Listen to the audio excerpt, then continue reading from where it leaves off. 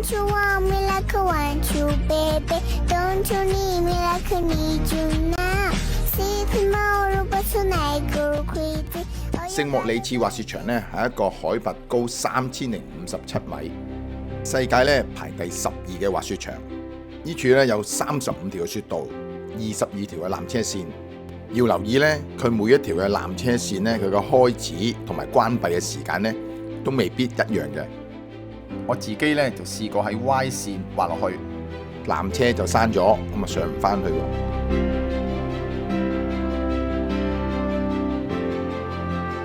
要坐巴士返去我嘅 hostel。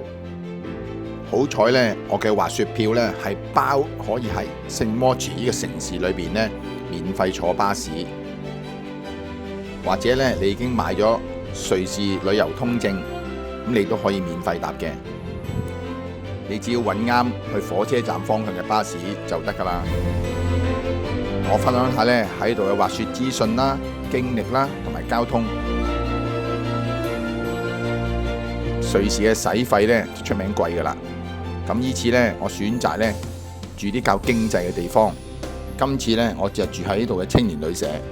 佢都要1500蚊港幣一晚㗎，不過佢包早餐。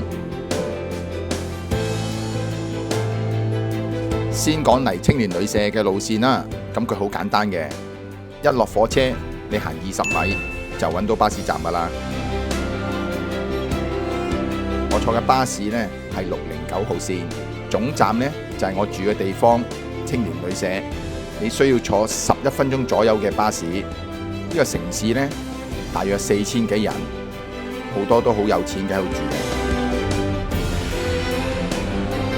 講返頭先呢，我搭唔返纜車上去啦，我坐巴士。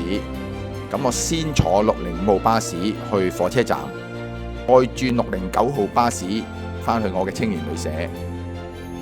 609號巴士線呢，每個鐘頭呢有2班車，分別係27分同埋57分，33條嘅滑雪道。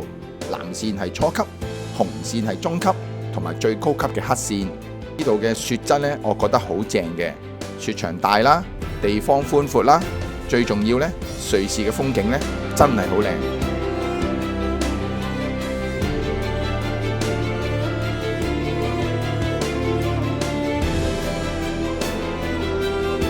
呢處呢，你可以坐直升機飛上山頂，咁喺度滑雪嘅。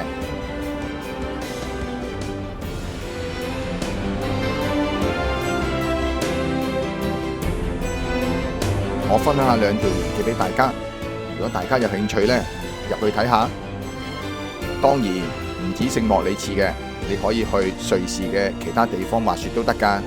作為一個新手嘅我，喺個咁靚嘅滑雪場呢，我覺得好開心嘅。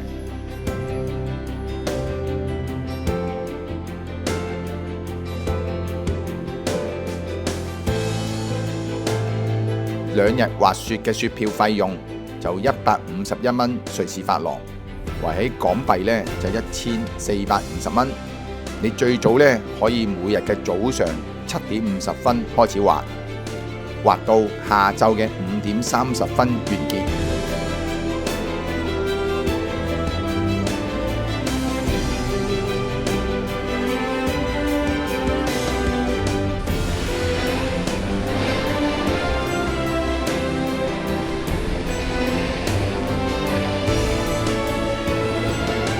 嗱，2日喺聖莫里茨係咪好正呢？咁我哋而家完成行程啦，我哋去下一站滑雪啦。我哋而家去策馬特啦，拜拜。